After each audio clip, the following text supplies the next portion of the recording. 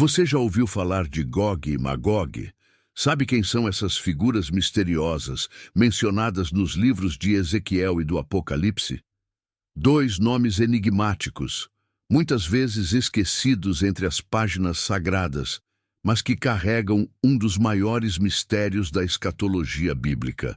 Os estudiosos, os profetas, os vigilantes, esses sabem que esses nomes escondem uma guerra profetizada, um confronto cósmico entre o bem e o mal.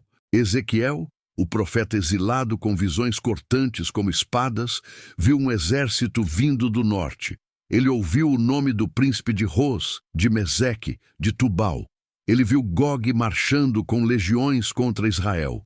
Séculos depois, João, o apóstolo da revelação, viu o fim dos tempos.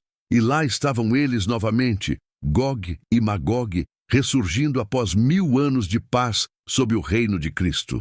Mesmo depois de 1 milênio de justiça, o coração humano ainda se rebelava. A Bíblia nos dá detalhes impressionantes sobre esse último conflito. Um confronto tão vasto, tão feroz, que envolverá nações inteiras e terminará com a mão direta de Deus descendo à terra. Gog e Magog não são metáforas, são personagens reais, futuros. São o símbolo máximo da rebelião contra Deus e, segundo a Escritura, liderarão o último levante contra Israel e contra o próprio reino de Cristo. Neste vídeo você vai descobrir quem são Gog e Magog, porque aparecem tanto nos livros de Ezequiel e do Apocalipse, e se estamos vendo sinais dessa guerra se formando hoje. Mais importante ainda, você vai entender o que essa revelação significa para a sua vida agora. Porque compreender essa profecia é como abrir um mapa escondido. Um mapa que revela onde estamos na linha do tempo de Deus. Um mapa que mostra que o cenário já está sendo montado. Porque o tempo não está apenas passando. O tempo está se cumprindo.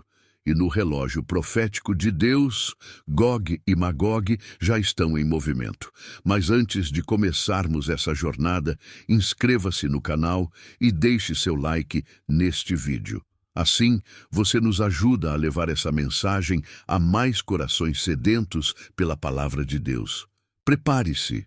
O que você vai ouvir pode transformar sua visão do futuro e reacender sua fé no Deus que reina sobre toda a história.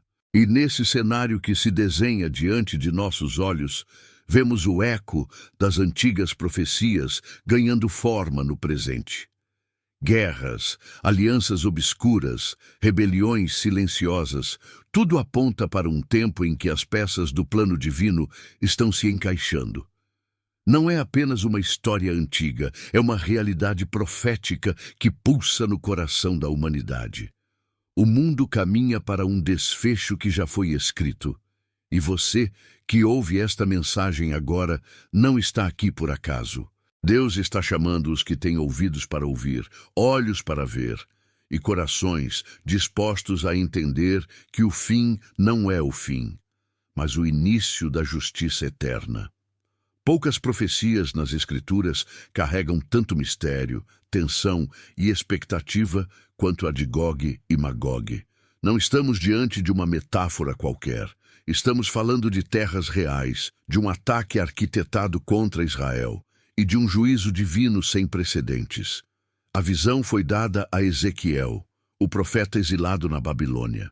Deus lhe mostrou algo que ultrapassava seu tempo, seu povo e até sua própria compreensão. Ele viu uma aliança de nações vindo do extremo norte, marchando com fúria contra a Terra Santa. E no centro dessa coligação, um nome ecoava com poder. Gog, da terra de Magog, príncipe de Ros, Meseque e Tubal. Mas quem é Gog? Onde fica Magog?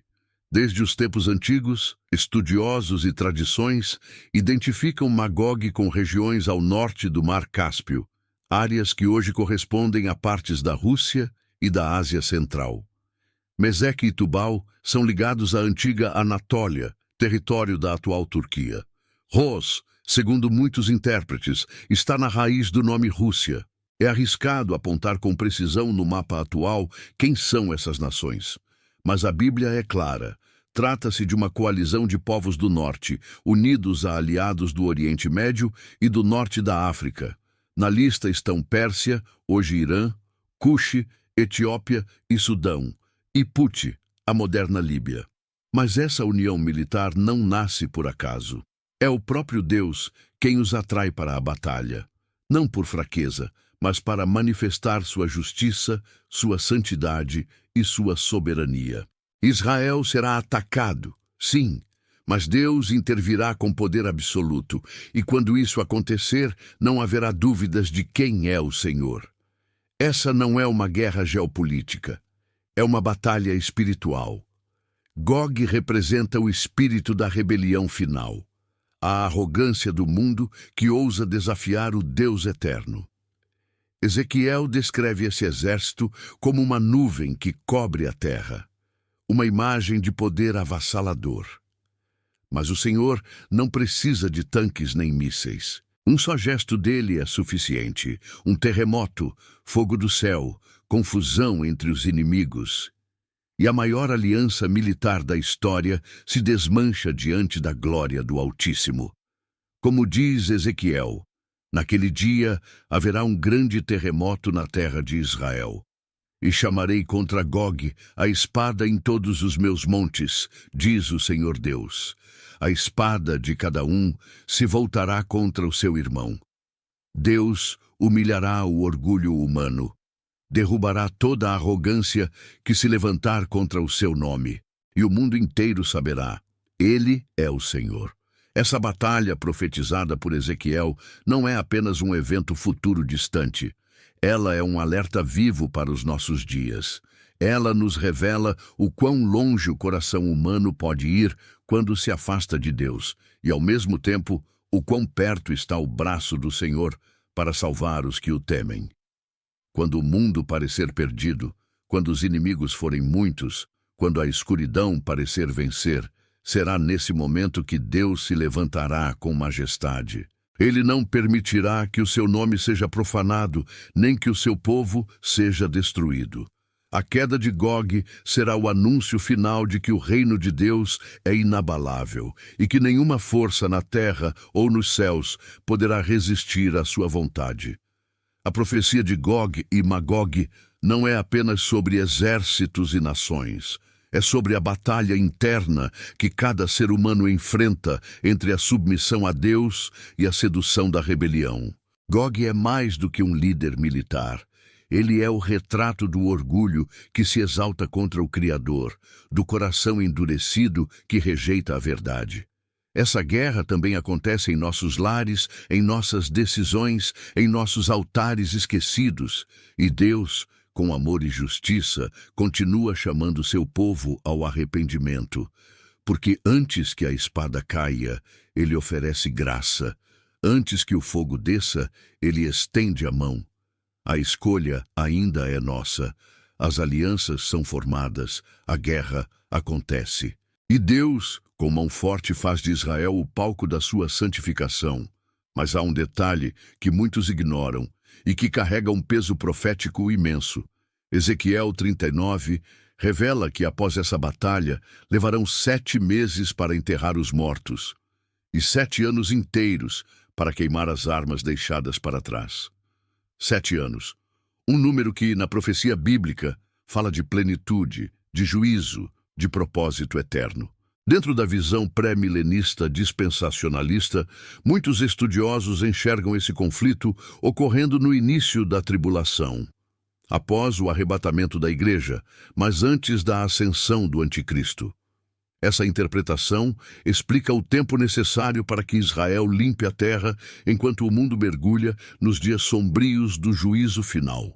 Nesse cenário, Gog não é apenas um personagem do passado. Ele é um sinal profético, um marcador no relógio de Deus, indicando que a cortina está prestes a se abrir para os últimos atos da história humana.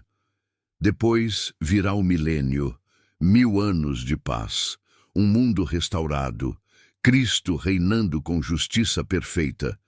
Jerusalém será o centro do governo celestial e as nações se curvarão diante da autoridade do Messias. A justiça não será mais uma utopia, ela fluirá como um rio. Mas então, algo chocante e profundamente revelador acontece. Algo que escapa à lógica humana, mas revela uma verdade espiritual brutal sobre a natureza do homem sem Deus.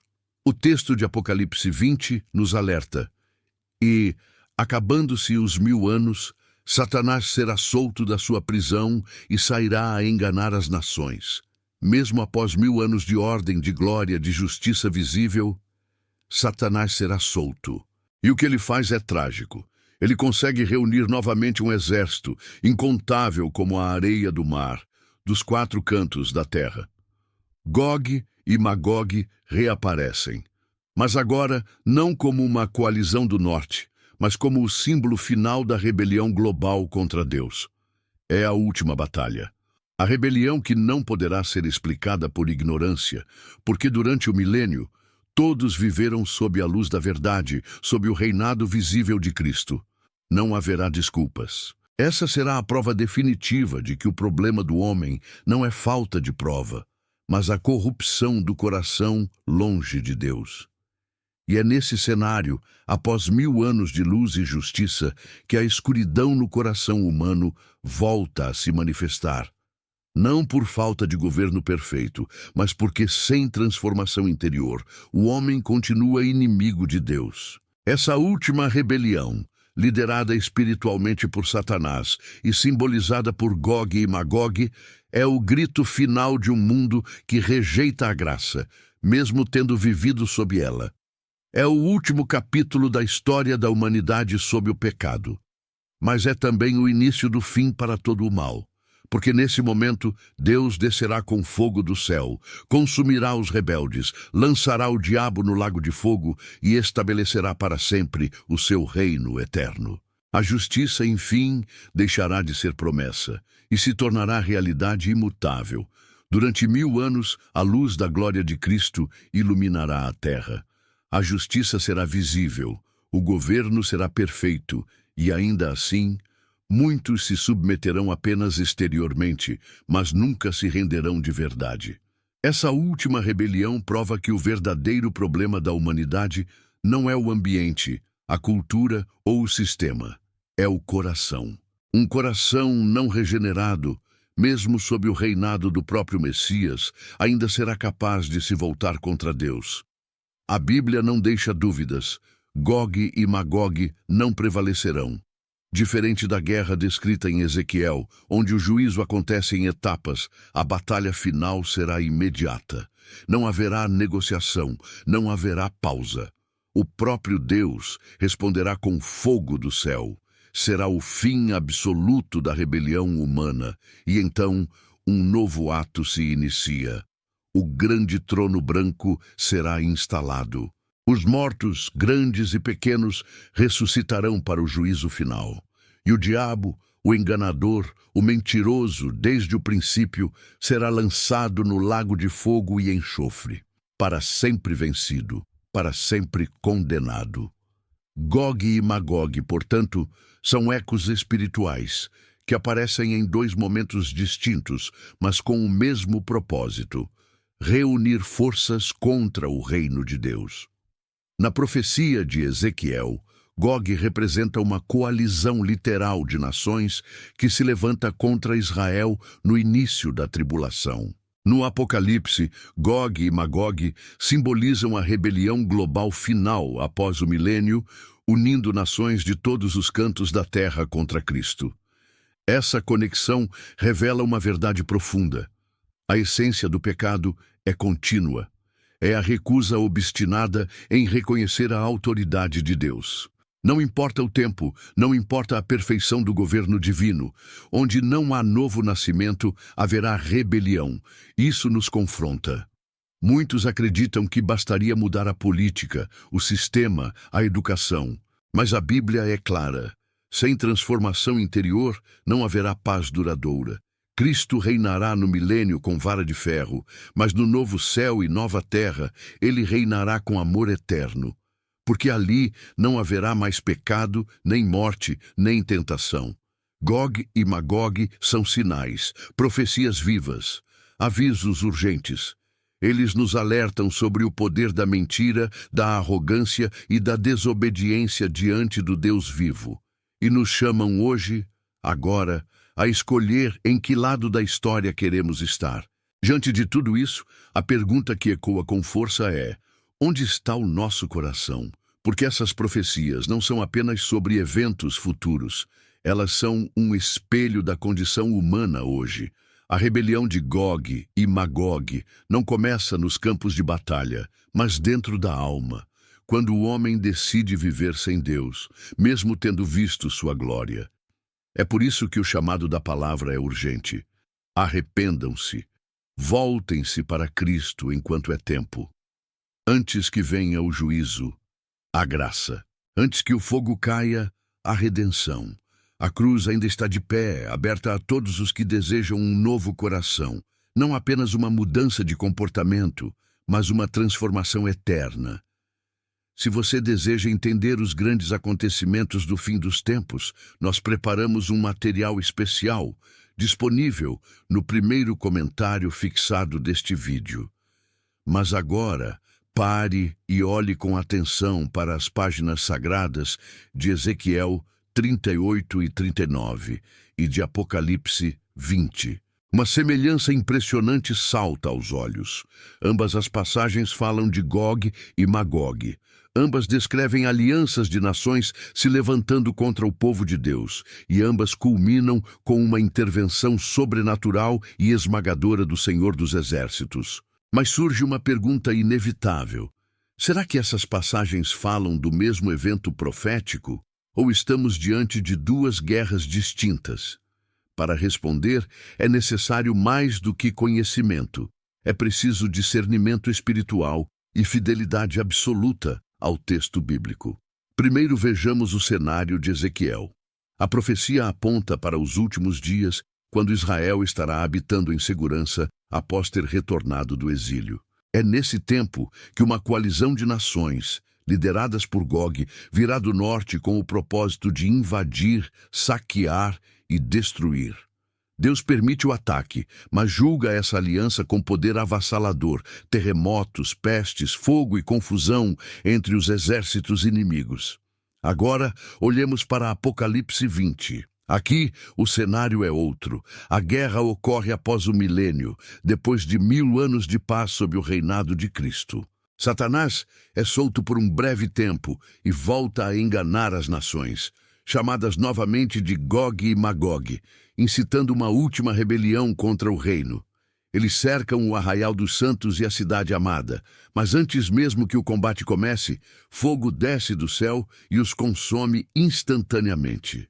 O primeiro ponto que diferencia essas duas guerras é o tempo profético em que ocorrem. A batalha de Ezequiel acontece no início da tribulação, possivelmente logo após o arrebatamento da igreja. Já a de Apocalipse se desenrola no final do milênio, quando Cristo já terá reinado sobre a terra e Satanás será solto por um curto período. O segundo ponto é o alvo do ataque. Em Ezequiel, o alvo é Israel, uma nação física, restaurada e segura.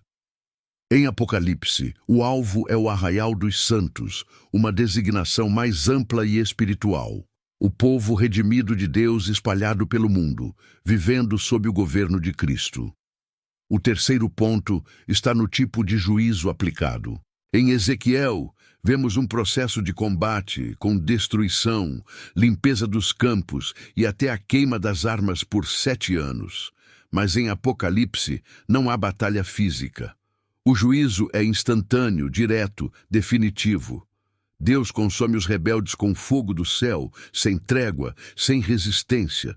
Essas diferenças não anulam a conexão espiritual entre os dois episódios. Ao contrário, revelam um padrão divino que atravessa os séculos. Gog e Magog aparecem em momentos distintos, mas com a mesma essência rebelde, o mesmo espírito de oposição à autoridade de Deus.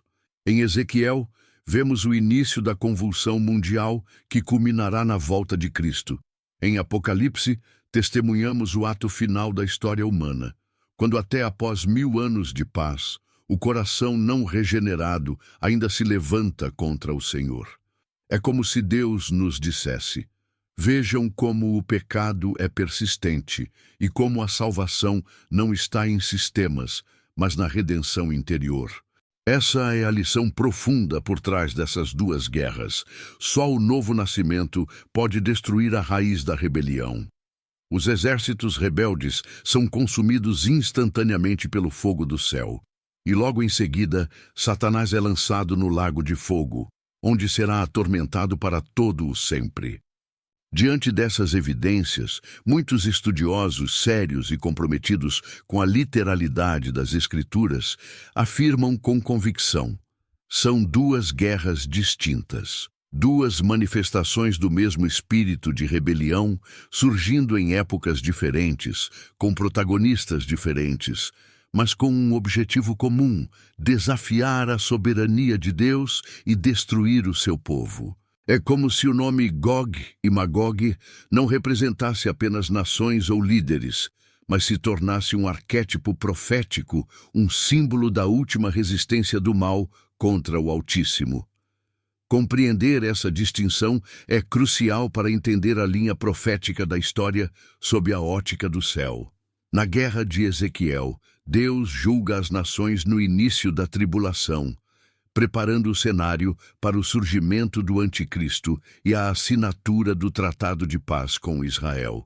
Já em Apocalipse, no fim do milênio, Deus executa o juízo final sobre aqueles que, mesmo sob o reinado visível de Cristo, ainda escolheram se rebelar. Mas há algo em comum entre essas guerras. Nenhuma delas é vencida por força humana. Não é o exército de Israel que derrota Gog. Não é a diplomacia, nem o poderio militar. É o céu que intervém. O mesmo céu que um dia se abrirá para buscar a igreja e que novamente se abrirá no fim dos tempos para inaugurar a eternidade. Gog pode mudar de rosto, de mapa, de idioma, mas o espírito de Gog é sempre o mesmo: levantar-se contra Deus, zombar da sua autoridade e tentar aniquilar o povo escolhido. À primeira vista, Gog e Magog parecem apenas um conflito específico, uma batalha com data marcada na agenda divina. Mas quando o olhar se aprofunda, surgem conexões ocultas, linhas que atravessam os livros de Ezequiel, Daniel, Zacarias e Apocalipse, todas convergindo para um lugar: o Vale do Armagedom. Sim, Armagedom, nome que carrega peso quase cinematográfico, mas que, nas Escrituras, é um local real, geograficamente localizado e espiritualmente decisivo. Armagedom é mais do que uma batalha. É o clímax da tribulação, o momento em que as nações se unem contra o Cordeiro, apenas para serem esmagadas pela glória da sua vinda. Mas e se Gog e Magog estivessem de alguma forma conectados a esse grande confronto final? A resposta pode surpreender e aprofundar ainda mais o nosso entendimento profético. A possibilidade de uma conexão entre Gog, Magog e Armagedom não é apenas uma especulação teológica, é uma provocação espiritual para que olhemos além da superfície do texto. Embora Ezequiel, Apocalipse e Zacarias falem de eventos distintos, há um fio profético que os une: a mobilização global das nações contra Deus. Armagedom é descrito como o ponto máximo da rebelião humana, onde reis da terra, enganados pelos espíritos demoníacos, marcham para guerrear contra o Cordeiro. Já Gog e Magog simbolizam esse mesmo espírito de oposição em dois momentos distintos: no início da tribulação e no fim do milênio.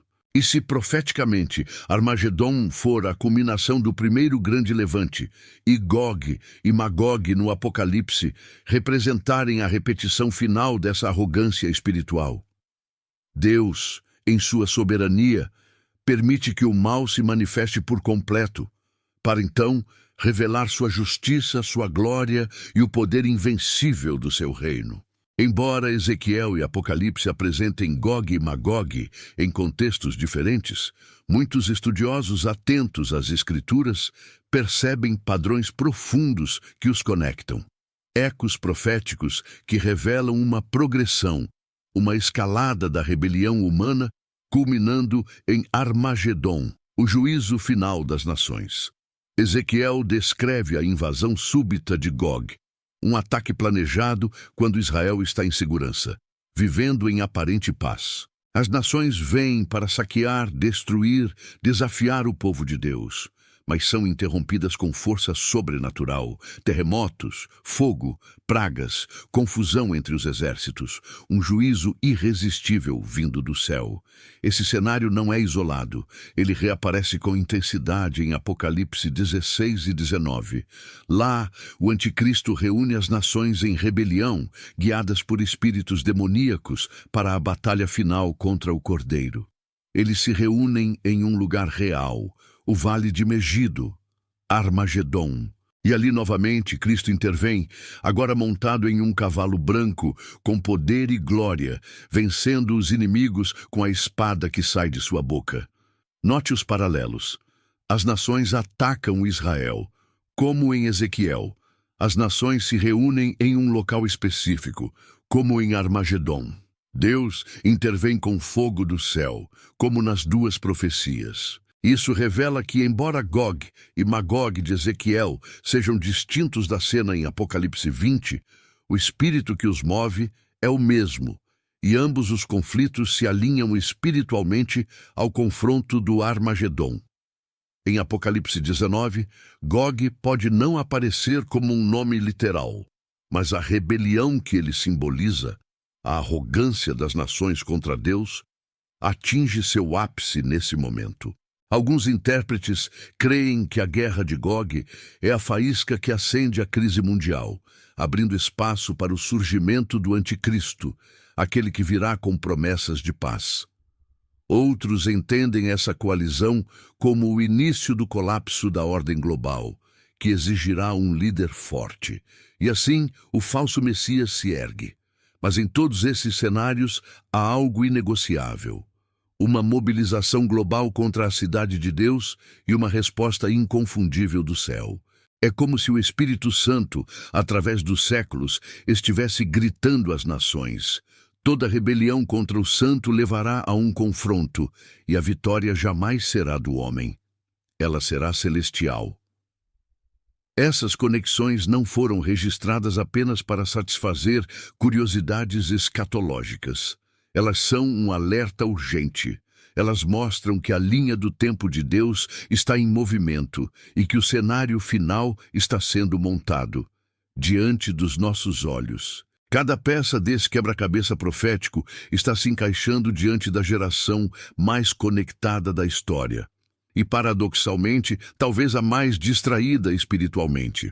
As profecias de Ezequiel, Zacarias, Daniel e Apocalipse não são mitos antigos, nem metáforas poéticas. São o roteiro divino do que está prestes a acontecer.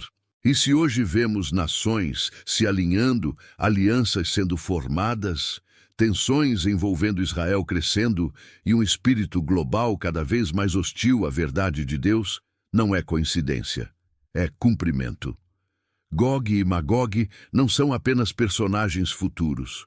São espelhos do espírito que já se move nos bastidores da política, da cultura, das ideologias. E o Armagedon não será um acidente geopolítico, será o juízo marcado pelo próprio Deus, onde o Cordeiro vencerá com uma só palavra. A pergunta não é se isso vai acontecer. A pergunta é, estamos prontos? Os eventos não estão desconectados, eles estão convergindo. O tempo já não é apenas cronológico, ele é profético e a linha da decisão está cada vez mais próxima.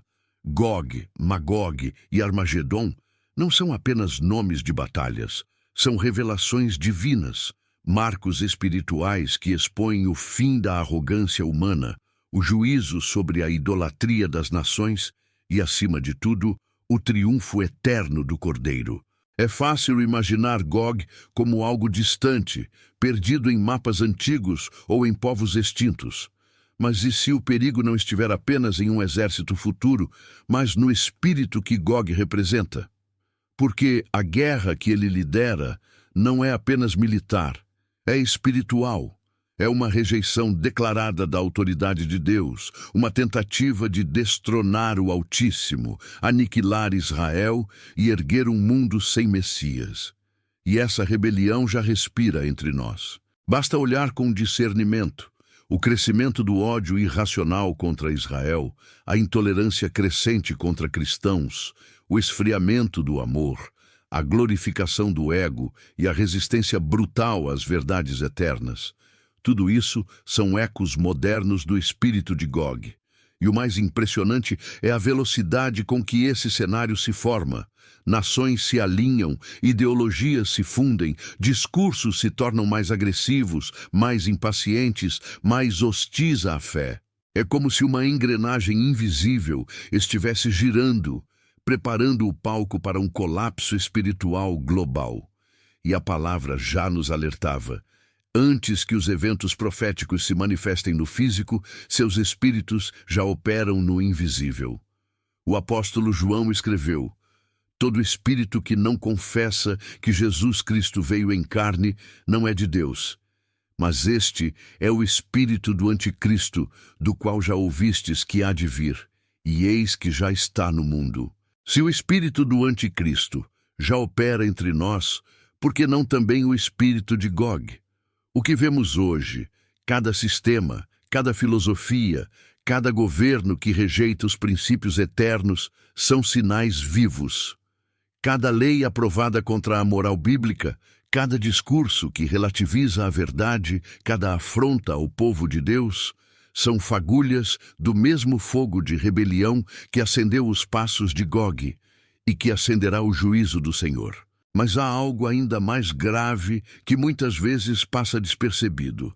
Esse espírito de rebelião não só se levanta nas nações, mas se infiltra silenciosamente no coração dos próprios cristãos. Nos momentos em que nos acomodamos, quando a fé esfria e preferimos a neutralidade ao invés de defender a verdade, quando toleramos a mentira para evitar confrontos, é aí que Gog encontra espaço para agir. Por isso, o alerta é urgente e claro. Talvez a guerra de Ezequiel ainda esteja por vir. Talvez o juízo final descrito em Apocalipse ainda demore, mas o combate espiritual já começou. E começa agora, dentro de nós. A pergunta que fica é inevitável. Quem governa o seu coração? O Messias ou o orgulho? A palavra ou as emoções passageiras? A verdade ou a conveniência? Não se engane, a Bíblia é cristalina. O mundo não vai melhorar espiritualmente. A apostasia crescerá, a perseguição aumentará. Mas para os que creem, isso não é motivo para medo, e sim para vigilância constante. Jesus mesmo nos advertiu: olhai, vigiai e orai, porque não sabeis quando virá o tempo. Estar desperto é mais do que estudar profecias, é viver com discernimento, é enxergar além das manchetes e perceber quando um discurso pode ser sedutor, mas está carregado de veneno espiritual. É amar a verdade mais do que a aprovação dos homens. Gog, como nome, talvez ainda esteja por se levantar, mas o espírito de Gog, a essência da rebelião, do engano e da arrogância, já se move entre as nações, nas escolas, nas telas, nas decisões que moldam nosso mundo. Por isso, Deus nos chama hoje a estar firmes, a vestir a armadura da fé, a manter a lâmpada acesa, pois neste conflito só existem dois lados, os que se aliam ao rei e os que, mesmo sem perceber, marcham com Gog. Diante de tudo o que vimos, a profecia de Gog, a rebelião final em Apocalipse, as conexões com Armagedon, surge a pergunta que define nosso destino. Como viver à luz dessas revelações? Como nos preparar espiritualmente para um tempo em que a rebelião cresce e a verdade é cada vez mais rejeitada? Porque saber não basta, é preciso reagir, é preciso estar pronto. E a resposta começa no coração da fé cristã, nascer de novo. Não é questão de religiosidade ou de rótulos denominacionais, mas de uma conversão genuína, um arrependimento profundo, um rendimento total ao Senhor. Quanto ao senhorio de Cristo, Jesus foi enfático. Em verdade te digo que aquele que não nascer de novo não pode ver o reino de Deus. No tempo em que Ezequiel profetizou, Israel parecia seguro, confiante em seus muros, em alianças e tratados humanos. Mas Deus deixou claro: a verdadeira segurança vem somente dele. Hoje muitos cristãos se apoiam em aparências, posições ou tradições, mas no dia do juízo só permanecerão firmes aqueles cujas vestes foram lavadas no sangue do Cordeiro. Estar preparado significa, antes de tudo, vigiar. Vigiar o coração, os pensamentos, as influências, os desejos. Jesus nos advertiu repetidas vezes sobre o perigo de adormecer espiritualmente. Não é preciso se levantar em rebelião aberta contra Deus para estar fora da sua vontade. Basta a distração, o esfriamento do amor, o abandono da busca fervorosa por Ele. A verdadeira preparação exige santidade. Não uma santidade vazia, farisaica, feita só de aparência e julgamento, mas aquela que nasce do quebrantamento, do sincero desejo de agradar ao Pai. Em tempos em que o espírito de Gog ronda o mundo, a santidade se torna um ato de resistência espiritual. Mas estar pronto é também estar cheio do Espírito Santo. É buscar a comunhão diária com Deus, alimentar-se da sua palavra, orar com fervor, porque quando a batalha apertar, não vencerão os mais inteligentes, nem os mais informados, nem os mais populares, mas sim os que são íntimos do Senhor. Por isso não podemos fechar os olhos ao chamado da missão.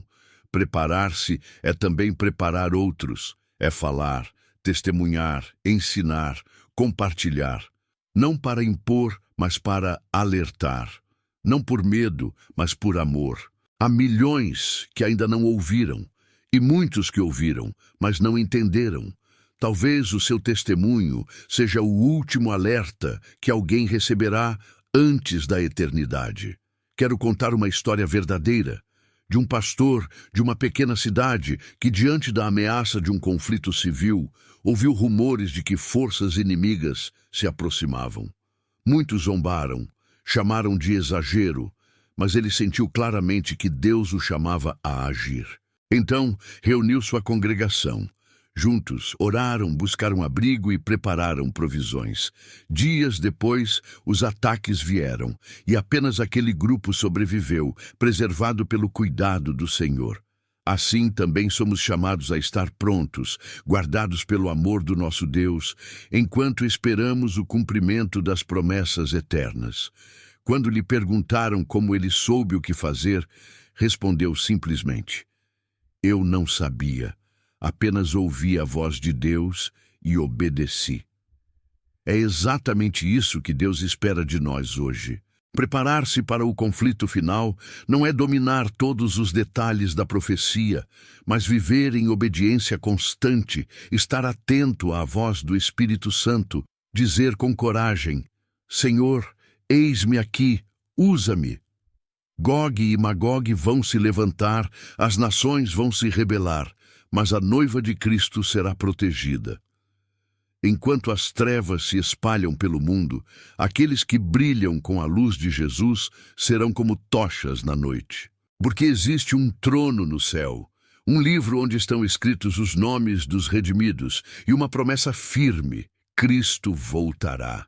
Este é talvez o momento mais importante que você está ouvindo. Não é apenas informação, é um chamado urgente. Deus revelou o fim para despertar fé, não medo, para mover corações ao arrependimento, não à paralisia, para salvar almas, não para entreter curiosos. A porta da graça ainda está aberta. Se você ainda não entregou sua vida a Jesus de verdade, o momento é agora. Se você está afastado, frio ou desanimado, este é o seu chamado para voltar. Se você é cristão, mas tem vivido distraído, saiba que a trombeta já está soando. Jesus está voltando, e antes que Gog profético se levante, a igreja será arrebatada para encontrar o Senhor nos ares. Feche os olhos agora e fale com Deus do jeito que você é. Diga a Ele: Senhor, eu creio, eu me arrependo, entrego minha vida a Ti. Lava-me, perdoa-me, transforma-me. Quero estar pronto para o Teu reino. Se você fez essa oração com sinceridade, algo eterno começou aí, neste exato momento. Agora continue firme, leia a palavra, ore diariamente, busque uma igreja onde a Bíblia seja ensinada com verdade e viva o Evangelho com sinceridade e obediência. E se essa mensagem tocou seu coração, não deixe de acessar o estudo completo da Bíblia Sagrada que preparamos para você no primeiro comentário fixado deste vídeo. Compartilhe essa mensagem e escreva nos comentários: eu quero ser fiel até o fim. Que Deus abençoe profundamente a sua vida.